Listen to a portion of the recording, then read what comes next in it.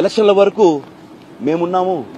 ఒక్కొక్క మంత్రి గారు అయితే ఆడబిడ్డల కడుపు మేము కొట్టము అన్నారు. అన్న, ఇదే ఆడబిడ్డలు ఇప్పుడు 50 ఏళ్ళు పైబడిన ఆడబిడ్డలందరూ మాకు ఏదో పెన్షన్ వస్తుందని చెప్పి మీకు నమ్మి మీకు ఓటేస్తే అదే కడుపు పట్టుకొని ఈరోజు మీరు పెన్షన్ ఎప్పుడు ఇస్తారా అనేసి వేచి చూస్తున్నారన్న.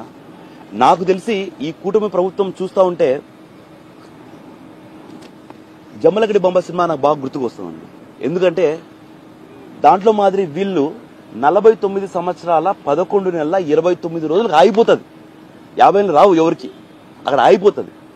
మళ్ళీ వచ్చే ఎలక్షన్లకు 2 నెలల ముందో 3 నెలల ముందో అప్పుడు వాళ్ళకి 50 ఏళ్ళు దాటుతుంది అనమాట. అప్పుడు కూటమి ప్రభుత్వం మళ్ళీ వచ్చి 2019 ముందు మాదిరి పసుపు కుంకుమ మాదిరి మళ్ళీ పెన్షన్లు ఇస్తున్నామని చెప్పి ఈసారి మళ్ళీ మేము గెలిస్తే 30 ఏళ్లకే పెన్షన్ ఇస్తామని చెప్పి ఒక అబద్ధమైన వాగ్దానం చేసేసి వాళ్ళతో పనులు చేయించుకొని చివరకు సభా సాక్షిగా మేము ఇవ్వడం లేదు, ఇంప్లిమెంటేషన్ టైం పడుతుంది, దాని గురించి ఆలోచిస్తున్నాం, చర్చిస్తున్నాం అంటే మీరు పథకం పెట్టేటప్పుడు మేనిఫెస్టో పెట్టేటప్పుడు మీరు ఆలోచించుకోలేదా? దానికి ఎంత బడ్జెట్ కావాలా, ఎన్ని కోట్ల బడ్జెట్ కావాల్సి అసలు చేయగలుగుతామా లేదా? ఇందులో భాగంగానే కుటుంబ ప్రభుత్వం ఈరోజు సభా సాక్షిగా మళ్ళీ ఒకటి అడగడం జరిగింది. 40 ఏళ్ళ ఇండస్ట్రీ అంటారు, 3-4 పార్టీలు కలిసి వచ్చాయి, అంత బాగానే ఉంది సార్.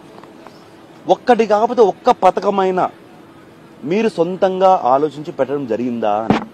ఎందుకంటే పొరుగు రాష్ట్రాల నుంచి ఉచిత బస్సు తీసుకొచ్చినారు, ఇంతవరకు ఇంప్లిమెంటేషన్ కాల.